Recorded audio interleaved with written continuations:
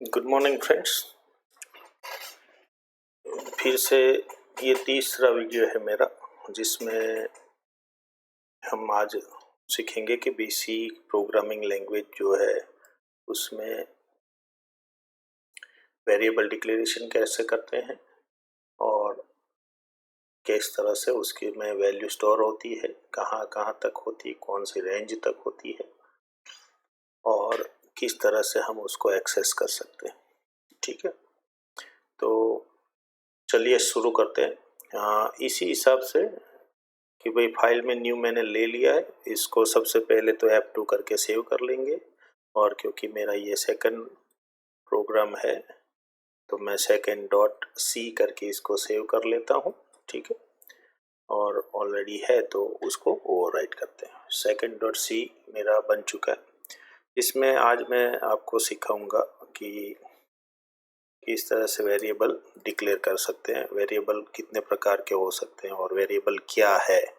पहले तो what is variable, variable declaration program. ठीक है, उसके लिए हम ऐसा कर लेते हैं कि दो नंबर का सम करके हमको दिखाना है। क्या करना है? सम ऑफ टू नंबर्स। ठीक है, ओके, तो ये कर लेते हैं हम। बाद में हमारा पहला जो स्टेटमेंट था वो था always include studio dot H.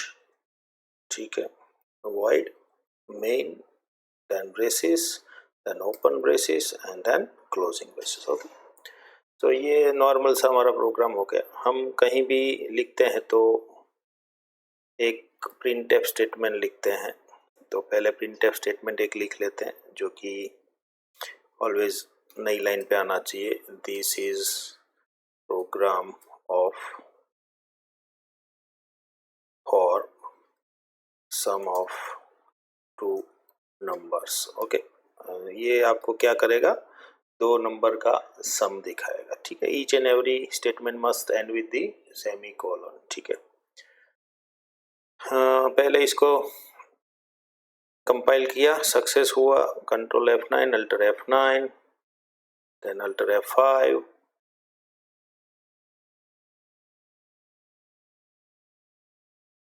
Alter F5। Okay, this is the sum of two numbers. Okay, उससे पहले ये लाइन आने से पहले क्या हो जाना चाहिए? तो कि स्क्रीन क्लियर हो जानी चाहिए।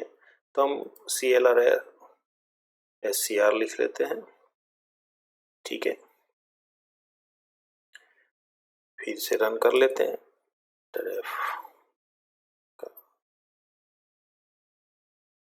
Control F9, alter F5। ठीक है, तो ये हमारा आउटपुट यहाँ पे दिख चुका है और हमें कोई इश्यू नहीं हो रहा है। चलिए अब देखते हैं। तो ये जब से हमने पहली लाइन जैसे ही लिखी CLR SCR, तो आपको पता है कि मेन सेक्शन भी दो सेक्शन में क्या होता है? डिवाइड होता है। पहला जो होता है वो वेरिएबल डिक्लेरेशन सेक्शन होता है, मतलब कि जहाँ से हमारा एग्जीक्यूशन शुरू होता है, वहाँ से जब तक हमारा एग्जीक्यूशन स्टेटमेंट उसको या फंक्शन कॉलिंग का नहीं मिलता है तब तक का वो जो पार्ट है वो क्या होता है? ये वेरिएबल डिक्लेरेशन पार्ट है। ठीक है, तो ये वेरिएबल डिक्लेयर, ये कमेंट्स है, variable part, variable declaration part. Main में भी दो पार्ट पढ़ते हैं और दूसरा जो हमारा स्टेटमेंट है CLR SCR वो कहाँ से शुरू होता है? तो वो एग्जीक्यूटेबल पार्ट है।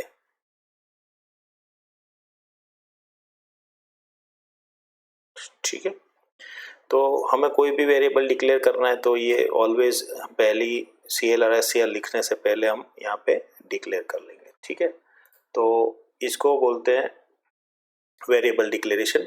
और वेरिएबल क्यों लेना है तो वो भी देख लेते हैं कि सपोज आपने यहाँ पे लिखा कि भाई दो नंबर का क्या दिखाएगा? सम दिखाएगा। तो जाहिर सी बात है आप ऐसा करोगे कि print f A plus B equal to C। ठीक है, या तो आप ऐसा करोगे 4 प्लस 5 इक्वल टू नो, ठीक है। तो ये हो जाएगा, होगा कि नहीं होगा? तो ये प्रोग्राम, इसको नहीं बोलते हैं प्रोग्राम, ऑलवेज बी कस्टमाइज्ड, ठीक है। तो ये देखिए क्या आ रहा है, 5 और 4 9 ही आ रहा है हर बार, ठीक है। तो मेरे को वो नहीं चाहिए, मेरे को ऑलवेज क्या करना है, तो कि भाई अपना एग्जीक्यूशन फ्लो किस तरह से होना चाहिए वो देखते हैं। तो 2 नंबर का सम करने से पहले हमको क्या करना चाहिए, तो कि भाई एक हमको 2 वेरिएबल लेने पड़ेंगे। तो कि एक वेरिएबल लेते हैं, एक स्टोरेज वैल्यू, वेरिएबल मतलब कि जी एक ऐसा नाम दे दीजिए आप लोकेशन को, कंप्यूटर में जो मेमोरी लोकेशन होता है उसको आप अपना एक नाम देते हैं, जिसकी वजह से क्या है, प्रोग्राम उसको आइडेंटिफाई कर सकता है कि ये लोकेशन पे है। सपोज हम कहीं भी सिटी में जाते हैं तो हर एक सोसाइटी का नाम होता है, तो नाम होता है तो उसमें से वैल्यू एक्सेस करने में दिक्कत कम होता है, हमको वो जमेले में नहीं पड़ना है, क्योंकि हार्ड डिस्क पे भी सेक्टर होता है, ट्रैक्स होते हैं, ठीक है। तो हमारा वैल्यू कहाँ स्टोर होता है वो हमको नहीं पता है, हमको उसका नाम एक दे देते हैं, तो कंप्यूटर हमारा जो सी का कंपाइलर है उसको उसी नाम से जानेगा, ठीक है। तो सपोज एक को नाम दे देते हैं ए, या तो नंबर 1, दूसरे को दे देते हैं num2, और तीसरे को दे देते हैं सम, जो शुरुआत में क्या होगा, 0 होगा, ठीक है। शुरुआत में क्या होगा, 0 होगा, ठीक है। अगर 0 नहीं होता तो भी चलेगा, ठीक है, चलो निकाल देते हैं। तो ये पहला स्टेप होगा कि ऐसे 3 वेरिएबल चाहिए जिसमें वैल्यू स्टोर कर सके, ठीक है। तो ये पहला स्टेप है, declare variable, declaration of variable number 1, number 2 and सब, ठीक है। बाद में दूसरा स्टेप आएगा, हमको लिखना पड़ेगा, एक मैसेज दिखाना पड़ेगा कि भाई एंटर नंबर, या तो एंटर नंबर 1, एंटर नंबर 2, या तो ठीक है कोई वैल्यू ले लीजिए, पुट वैल्यू इन नंबर्स, ठीक है, कोई भी वैल्यू डाल दीजिए उसमें, और बाद में sum calculate sum of 2 numbers calculate कर लीजिए। कैसे करते हैं, तो प्लस साइन का यूज करके करते हैं, ठीक है। और चौथा जो आएगा वो होगा डिस्प्ले रिजल्ट, ठीक है। तो ये नेचुरली हमारा एक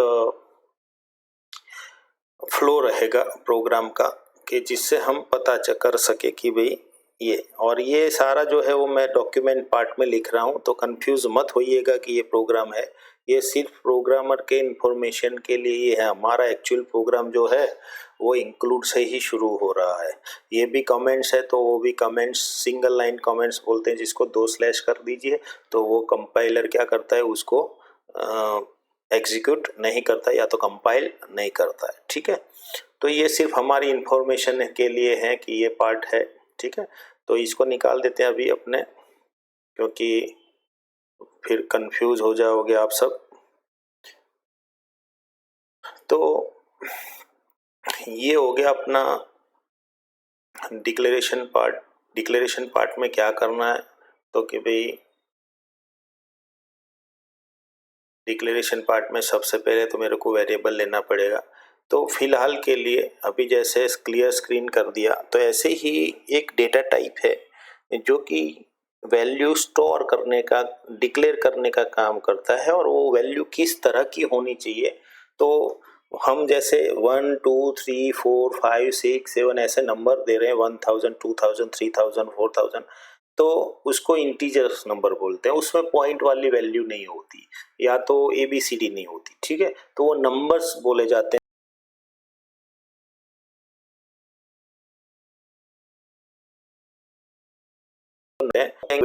ठीक है, INT, ठीक है। INT क्या करता है, तो INT लिखोगे, बाद में आप देखोगे कि भाई एक नंबर 1 दिया, या तो number 1 NUM1 then comma number 2, then comma, then number या तो सम। ठीक है, तो हमने 3 वेरिएबल सेमीकोलन लास्ट में रख लिया। ठीक है, तो हमने क्या किया, ये 3 वेरिएबल डिक्लेयर कर लिए जो कि नंबर स्टोर करेंगे हमारे। ठीक है, नंबर 1 में क्या होगा तो हमारा पहला नंबर होगा, नंबर 2 में क्या होगा तो हमारा दूसरा नंबर, सम में क्या होगा तो ये दो रिजल्ट जो आएगा, जो सम आएगा वो क्या होगा, उसका सम होगा। हाँ सरवाड़ो, ओके, सम ऑफ, ओके। हाँ, तो ये ले लिया हमने। बाद में ये डिक्लेरेशन पार्ट हमारा खत्म हो गया, क्लियर स्क्रीन हो गया, this is the program of 2 number आ जाएगा। और हम यहाँ पे एक मैसेज रखेंगे कि सपोज इधर नंबर 1 इज इक्वल टू 5। ठीक है, 5 नंबर रख लिया, नंबर 2 इक्वल टू 6 रख लिया। ठीक है, और हम क्या करते हैं तो कि सम में क्या आना चाहिए, ये सम वेरिएबल है, सम में क्या आना चाहिए तो 2 नंबर का क्या आना चाहिए, सम आना चाहिए। तो num 1 ले लेते हैं और प्लस करके num 2 कर लेते हैं। ठीक है, तो ये क्या होता है, इधर क्या होता है कि num 1 प्लस num 2, ठीक है, उसका सम करके वो लेफ्ट हैंड साइड जो वेरिएबल है उसको दे देगा। तो ये याद रखिएगा कि ये जो इक्वल टू है इसकी साइड में, मतलब कि लेफ्ट साइड में ऑलवेज क्या होगा, वेरिएबल होगा, और वो भी क्या होगा, एक ही वेरिएबल होगा। ठीक है, एक ही वेरिएबल होना चाहिए। ठीक है, इस और कितने भी आप ऑपरेशंस कर लो, मल्टीप्लाई कर लो, प्लस कर लो, 3 वेरिएबल ले लो, 4 वेरिएबल ले लो, कोई दिक्कत नहीं होता है। ठीक है, तो आप इसको क्या करोगे, सम कर लोगे। ठीक है, तो ये सम हो जाएगा, और सम होने के बाद हम क्या करेंगे तो इसको डिस्प्ले कर लेते हैं, प्रिंट एफ क्या करेंगे, सम ऑफ 2 नंबर्स। ठीक है, इक्वल टू क्या कर लेंगे, इधर परसेंटेज डी रख रहे हैं, क्या कर रहे हैं, एक प्लेस होल्डर रख रहे हैं कि ये परसेंटेज डी आना चाहिए, मतलब कि सम ऑफ 2 नंबर्स आना चाहिए, इक्वल टू करके क्या, एक मिनट दे मैं समझा देता हूँ आपको, सम कर लेना है। ये सम हमने दिखा तो दिया, पर ये सम की वैल्यू ये स्ट्रिंग में कहाँ होगी। ठीक है, तो ये सम की वैल्यू सम इज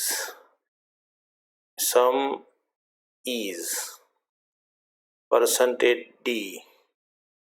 ठीक है, स्मॉल में करना है, परसेंटेज डी, ये प्लेस होल्डर रख लिया, मतलब कि ये परसेंटेज डी जो है, ठीक है, ये परसेंटेज डी जो है वो परसेंटेज डी में की जगह पे क्या आ जाएगा, तो सम की जो वैल्यू है वो इधर क्या हो जाएगी, पुट हो जाएगी, मतलब सम की वैल्यू यहाँ पे आ जाएगी, कहाँ पे, जहाँ पे हमने पहला परसेंटेज डी रखा है। क्योंकि यहाँ यहाँ से देखो आप लेफ्ट हैंड से जाते जाओगे तो पहला परसेंटेज डी आया, तो और ये कॉमा में जाते हुए ये कहाँ से आएगा, सम में आएगा। ठीक है, तो पहला सम है तो परसेंटेज डी की वैल्यू कहाँ पे दिखेगी, सम में।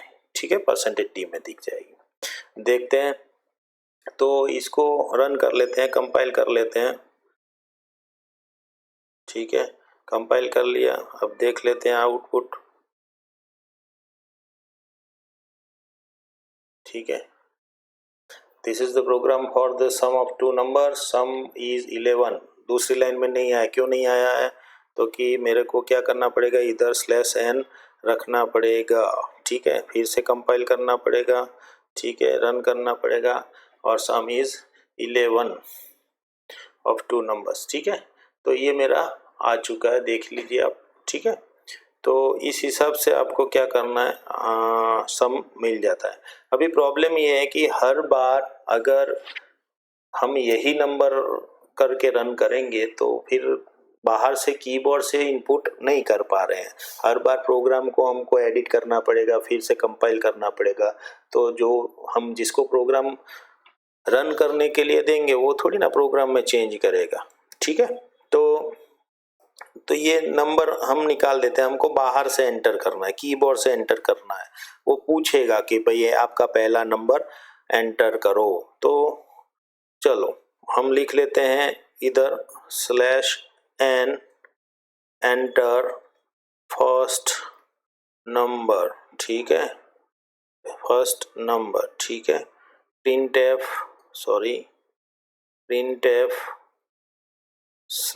/n एंटर सेकंड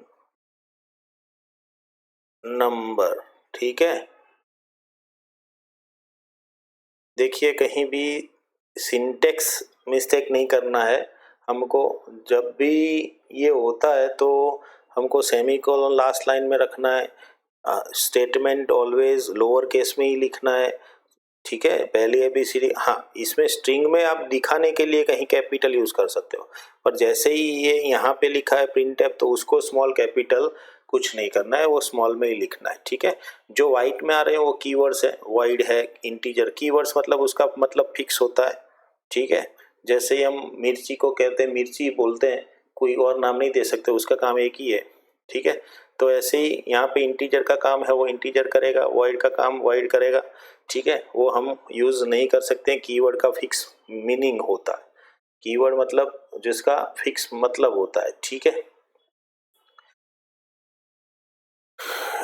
तो ये हमने लिख लिया प्रोग्राम, ठीक है, 2 लाइनें लिखी है, अभी 3 टोटल लाइनें हो गई हमारी, एग्जीक्यूट हो जाएगा। देखिए क्या होगा, बाहर से लेगा कि नहीं लेगा, डिस्प्ले करेगा, डिस्प्ले करेगा, हाँ ठीक है।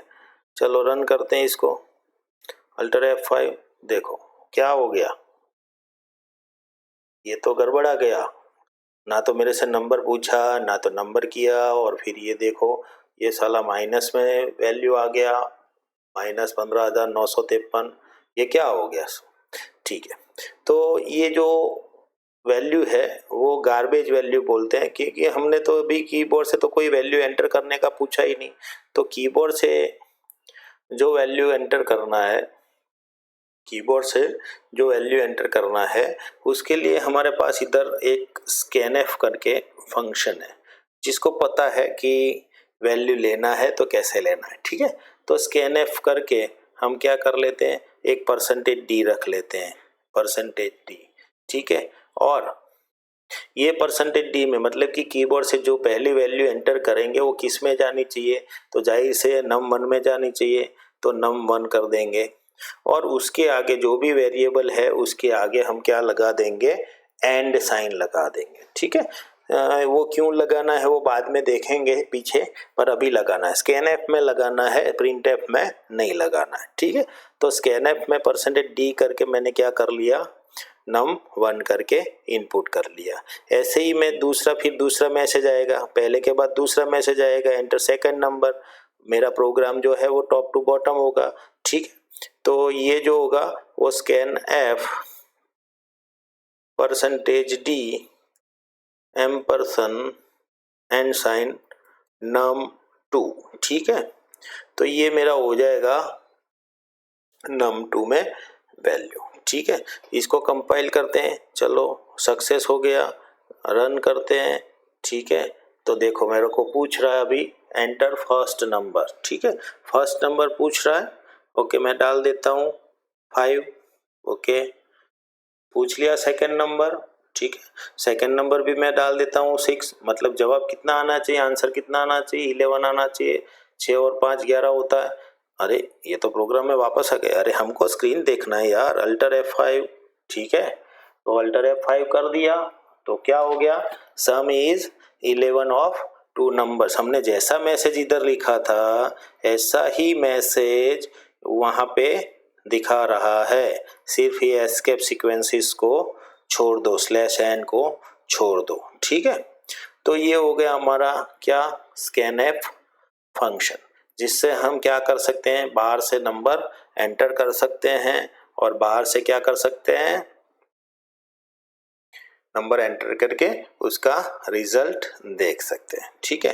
तो कोई बोलता है कि भाई चलो मेरे को थोड़ा अपडेट दो, कि भाई यहाँ पे सम इज लिखा हुआ था तो मेरे को ऐसा लिखना है कि सम ऑफ 5 and 4 is 9, ठीक है। तो पहला नंबर, दूसरा नंबर और सम तीनों एक ही लाइन में दिखना चाहिए। तो मैं यहाँ पे थोड़ा सा ये चेंज कर लेता हूँ आपको दिखाने के लिए कि भाई sum of percentage d and percentage d is equal to percentage d. ठीक है, तो यहाँ पे आपको समझ में आ जाएगा। पहला परसेंटेज डी में क्या आना चाहिए, तो कॉमा करके हम लिख लेंगे num1। पहले परसेंटेज डी में num आना चाहिए, दूसरे परसेंटेज 2 में num2 आना चाहिए, तीसरे में sum आना चाहिए। इसको कंपाइल करते हैं, रन करते हैं। ठीक है, पहला पूछ लिया 5, दूसरा पूछ लिया 6। अब मेरे को अल्टर F5 करके जाना है। 6 और 5 11 हो गया। देखो, अगर कोई और भी रन करना चाहता है फिर से, ठीक है, कर लीजिए। अभी बड़ा नंबर डालते हैं, 12 और 13, कितना आ जाएगा? 12 और 13 25।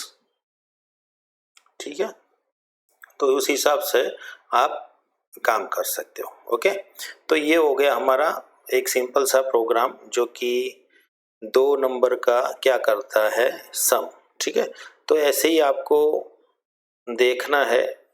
मैं आपको बता देता हूँ कि ये 2 नंबर कैसे इनपुट किए, कैसे आउटपुट दिया। अब आपको क्या करना है, मल्टीप्लाई भी करना है, इस हिसाब से देखना है। फिर डिवीज़न भी देख लीजिएगा आप, क्या करना है, डिवाइडेड बाय मॉड्यूलो या तो डिवीज़न। ठीक है, फिर एक ऐसा है कि भाई मल्टीप्लाई सब्ट्रैक्शन भी देख लीजिए आप। ठीक है, और आपको देखना है, नहीं चलो ये 3 प्रोग्राम आप कर लीजिए फॉर होमवर्क। ठीक है, होमवर्क में। ठीक है, तो ये आप होमवर्क में कर लीजिएगा, आप देख लीजिएगा। अगर नहीं आता है तो आप कमेंट ज़रूर कीजिए, मैं आपको सिखा दूंगा या तो उसका सॉल्यूशन रख लूँगा। ठीक है, तो ऐसे ही प्रोग्राम के लिए आप मेरा वीडियो देखते रहिएगा, मेरे को सब्सक्राइब कर लीजिएगा। मैं कंटिन्यू आपके साथ सी में फ्री ऑफ कॉस्ट पढ़ा रहा हूँ। आज 10 अगस्त हुआ है, तो ऐसे ही मैं हर रोज़ एक वीडियो आपको बताता जाऊँगा। और जैसे ही आपका सिलेबस सी का है सभी स्टूडेंट्स के लिए, उस हिसाब से आप फ्री ऑफ कॉस्ट मेरा वीडियो देख सकते हैं। ठीक है, थैंक यू।